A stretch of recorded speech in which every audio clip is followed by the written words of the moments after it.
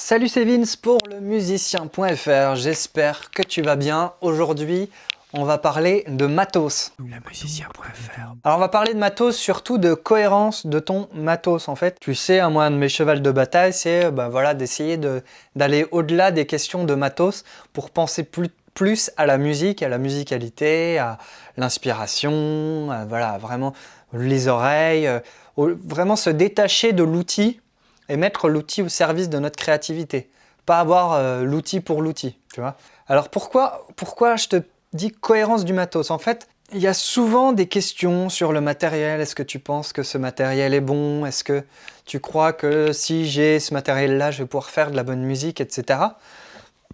Déjà, je te l'ai dit sur la vidéo, le matos pour faire de la MAO, là, je sais plus le titre. T'as besoin de rien en gros, t'as besoin d'un ordi et d'un casque si tu veux, pour faire de la musique de nos jours. Il faut arrêter déjà de complexer par rapport au matos, il faut tout de suite balayer ça. Maintenant t'as des packs pour 200 €, t'as une carte son, un casque, un micro. T'as largement assez pour commencer, tu vois. Ensuite par contre, l'idée, ça va être de progresser un petit peu. Faut pas viser, alors sauf si c'est ton rêve, etc., mais faut pas viser le studio professionnel, ça c'est une autre catégorie.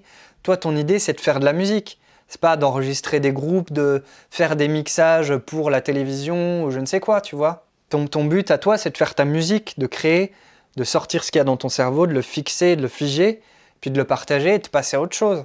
Donc le matériel, à ce stade-là, t'as pas besoin de tant de choses que ça. Donc ça, c'est déjà une première chose. T'as pas besoin de tant de choses que ça. Un clavier, un ordi, un logiciel, un casque, c'est bon. T'as même pas besoin d'enceinte de monitoring. Ok, faut arrêter les conneries il faut des enceintes et tout, mais de toute façon, là, moi, je suis dans une pièce, je suis dans mon salon, mon coin musique est dans un salon. Mes enceintes, c'est pas des super enceintes, tu vois. Mais de toute façon, je sais très bien que ça sert à rien que je foute des enceintes à 2000 € dans cette pièce. Il y a des vieilles résonances, la pièce, elle est pas matée et tout. Mais est-ce que ça m'empêche de faire de la musique? Pas du tout. Pas du tout. Est-ce que ça m'empêche de faire du mixage aussi? Pas du tout. Est-ce que j'ai les prétentions d'avoir le même niveau de mixage qu'un studio professionnel avec du matos à 200 000 et surtout une acoustique parfaite? Absolument pas, mais je reste à ma place. Donc il y avait aussi une question un peu d'humilité par rapport au matos. Alors ensuite, quand je parle de cohérence de matos, c'est hyper important. C'est monter en gamme progressivement. Ça sert à rien ok, t'as eu un gros chèque à Noël, boum, je fais péter le micro à 1000 €. Si le reste de ta chaîne audio, la chaîne audio, c'est tout ce qui tout ce qui permet d'amener de l'audio dans ton ordinateur en gros. Donc ça va être le micro, la carte son, éventuellement des préamplis et les câbles. Ok. Est-ce que cette chaîne audio-là, elle est cohérente? Ça, c'est vraiment important. Je te dis, ça sert à rien d'avoir 1000 € ici si derrière, tu as 100 € de carte son. Parce que la carte son ne va pas rendre hommage suffisamment au micro. Et très certainement d'ailleurs que le micro, il a besoin d'un préampli ou d'une bonne réserve de gain, ce que ta petite carte son pas chère n'est peut-être pas capable de lui fournir, tu vois. Donc au final, tu as un super micro. Peut-être que ça va améliorer quand même un peu la qualité de tes prises, faut être honnête, mais tu vas pas en faire l'utilité la maximale, tu vois. Tu vas pas maximiser ton investissement.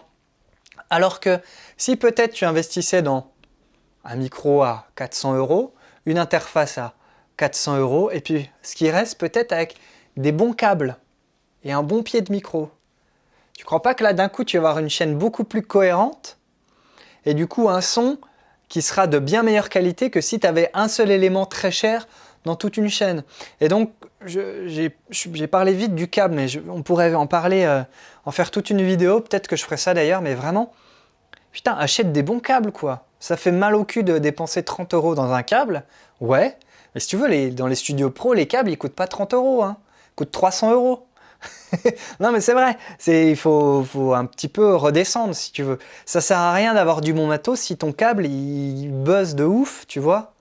Forcément tes prises elles vont pas s'améliorer si ce qui fait le liant entre un élément et l'autre n'est pas de bonne qualité. Donc respire, arrête de flâner sur Thomann et tout, essaie de voir si déjà tu peux pas commencer par t'acheter un bon câble. Investis 20-30 € dans un bon câble, ce sera déjà un bon investissement.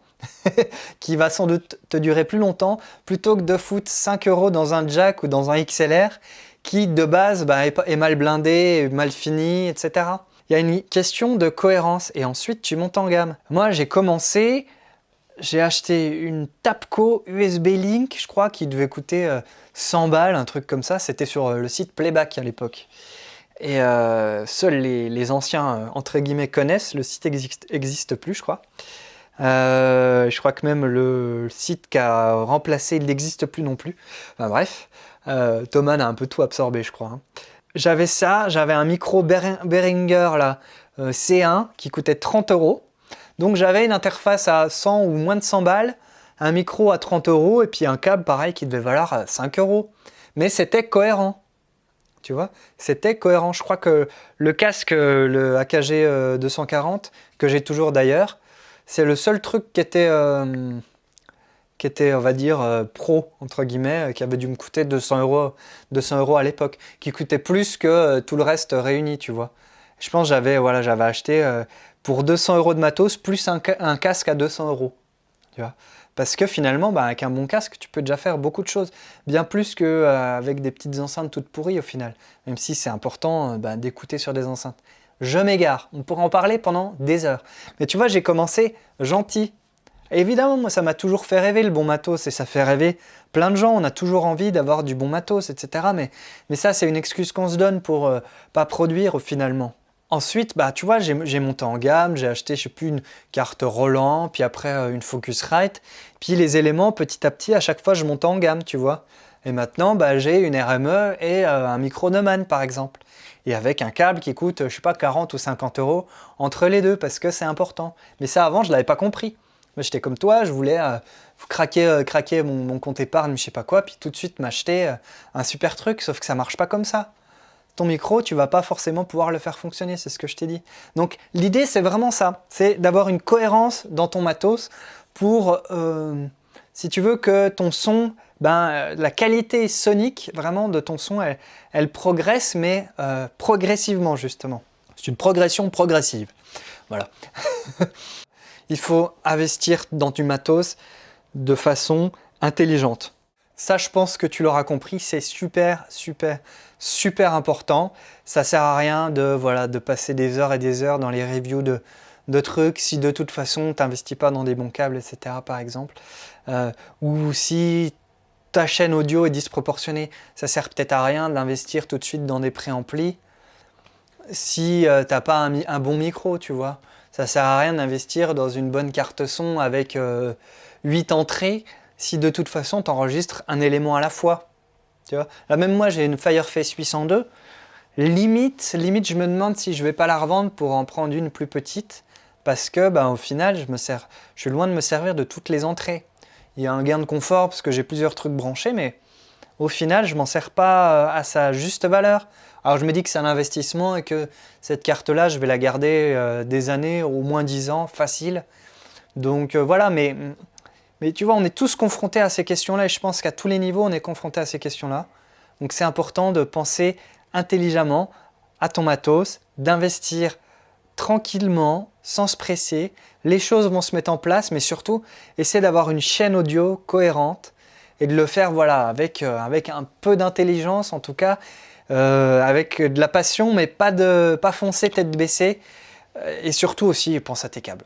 J'espère que tu as saisi le message dans cette vidéo. Investis de façon intelligente, pense à ta chaîne audio.